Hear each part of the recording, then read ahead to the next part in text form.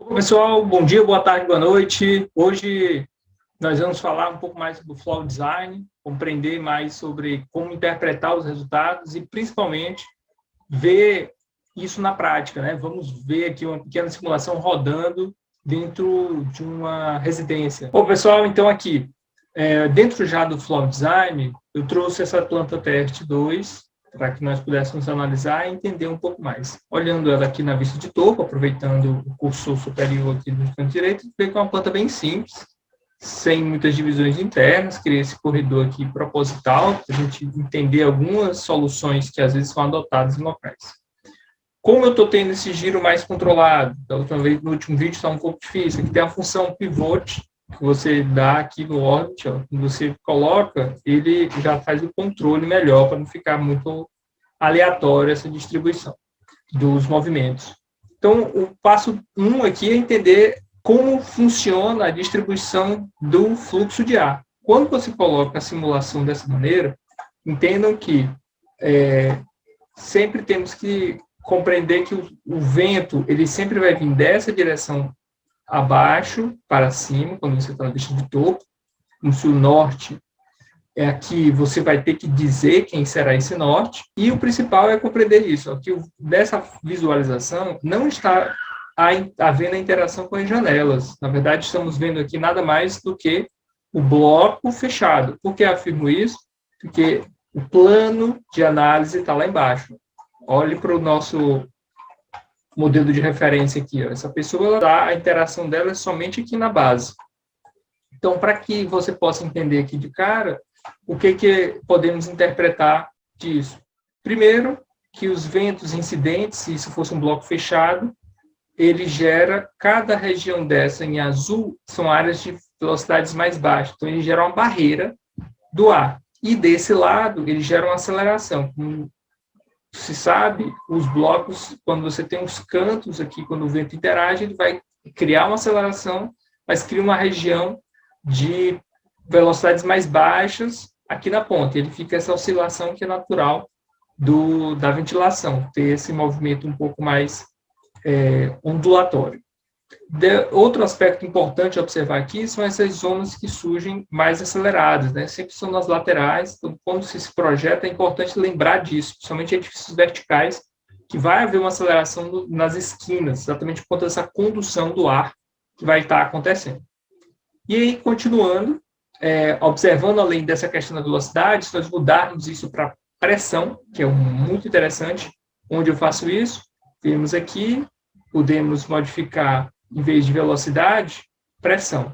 Quando colocamos pressão, aí vai surgir o que nós chamamos das zonas de pressões negativas. O que vem a ser? Lembrando de novo que aqui é um bloco como se ele estivesse fechado.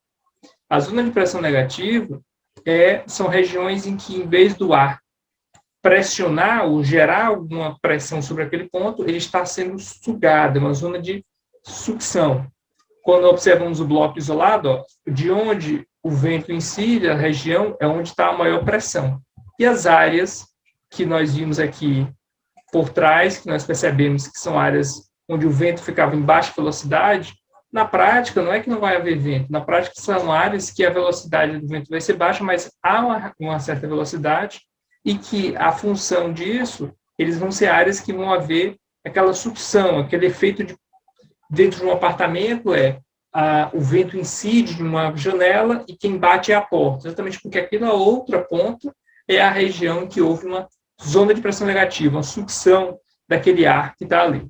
E o legal de observar isso é quando você vai entender essa dinâmica, o principal é entender maiores e menores, e perceber aqui, quando eu faço o giro, quando eu subo esse plano, vamos subir o plano ainda em termos de pressão, para que a gente possa perceber o efeito das janelas, como é que ele vai ser transitório. Quando você eleva esse plano, aqui ao nível de janelas e portas, que é o mais importante, ó, no caso ele ficou bem alto, está acima da altura da pessoa de referência. Olha o que nós temos, já vai haver uma mudança, vai ser possível perceber a circulação desse ar. Acho que precisamos subir um pouco mais aqui para pegar aquela janela lá do fundo. Então, vai ser possível perceber a circulação do ar dentro dos ambientes. E aí, por ser pressão, não vai ter uma noção muito clara disso, mas o que se pode fazer essa leitura? Que há uma pressão positiva nessa face do objeto, no caso dessa casa, essa janela vai receber uma entrada de ar muito intensa, e as áreas de pressão negativa que estão aqui, ó, elas vão fazer o efeito de sucção. Então, o ar ele vai ter uma tendência natural de cruzar desse ponto para o outro lado. Esse vai ser o efeito mais interessante de se trabalhar e perceber esse efeito que ele transita desse ponto positivo para lá. E essas áreas mais lá, aqui, dessa região de canto, por não haver abertura alguma, saibam, são áreas que vão ter sérios problemas, porque não vai haver ventilação, são áreas sem vento. Ele vai ter essa circulação tanto para a zona de pressão negativa aqui de fundo, quanto aqui para lateral. Se mudarmos isso para velocidade, aqui novamente, a gente vai perceber as velocidades bem baixas, consideradas zeros aqui nessas áreas, e uma velocidade mais elevada aqui. Ele vai ter esse menor caminho, o ar sempre vai procurar esse menor caminho de entrada e saída. O efeito de pressão negativa ele vai forçar essa ventilação a acontecer para cá. Mas lá não neguem, não percebe que a velocidade não desaparece. Ele há sim uma certa velocidade circulando para lá. Então, por isso é importante aqueles conceitos de pressão negativa, eles vão ser relacionados à ventilação cruzada, os efeitos de chaminés, porque você está percebendo como o ar cruza de um ambiente para o outro, graças a essas diferenças de pressão. Então, ele vai fazer um efeito de circulação. Esse ambiente, por mais que pareça sem velocidade zero, isso é porque significa que o ar que entrou não circulou ali, mas vai haver uma saída de ar. Então, por conta dessa abertura, vai haver uma circulação de ar, sim, ali. Se modificarmos isso para a questão da vista, em vez de plano, passarmos a visualizá-lo como um corte, o que vai acontecer? Vai ser possível perceber como é que esse efeito acontece entre as janelas. Então, trabalhando as janelas aqui, se tivéssemos um telhado, iríamos ver, mas se vocês conseguem imaginar, temos um efeito, a ventilação que entra e ela se eleva, causando uma região de pressão negativa também no efeito no outro eixo, não só no plano, mas também em termos de altura. Aqui tem um telhado, fica um pouco mais difícil para percebermos isso, mas olhando para o bloco, se movermos para cá, a gente vai perceber o efeito do bloco, como é que o bloco de construção vai afetar a ventilação. Então, ele vai barrar a ventilação inicialmente e vai fazer com que o ar circule por cima do edifício.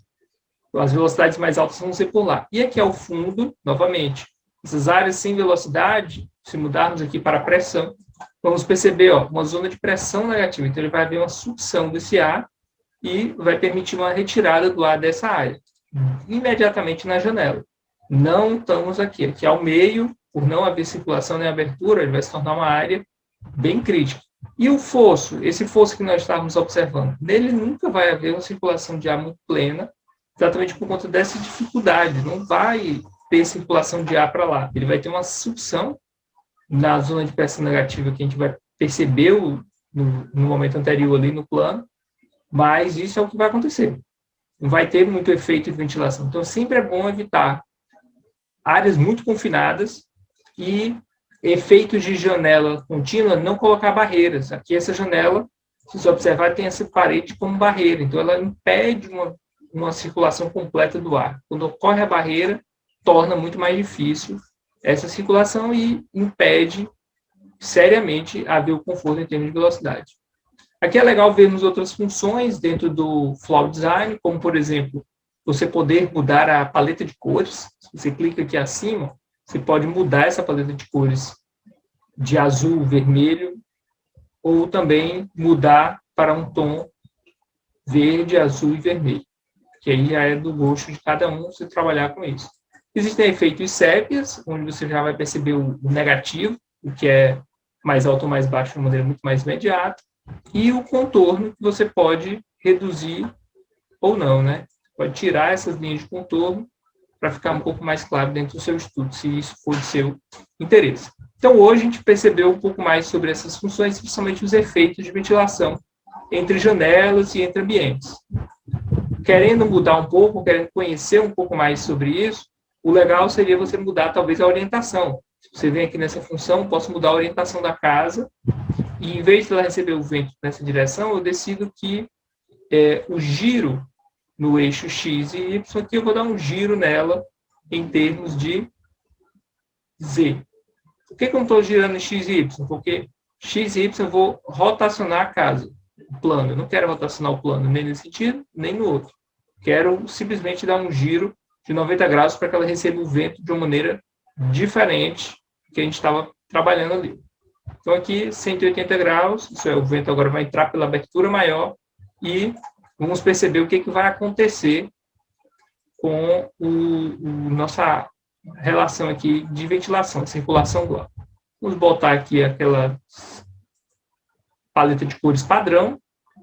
E olha aí, a entrada de ar pela abertura maior, por mais que haja barreira, ela já vai garantir uma circulação do ar em todo o ambiente, da mesma forma que a gente está falando, só que de uma maneira mais intensa. E, novamente, o efeito aqui é de isolamento. Não há ventilação que acesse esses lugares. Aqui vai haver mais saída de ar e não é tão intensa.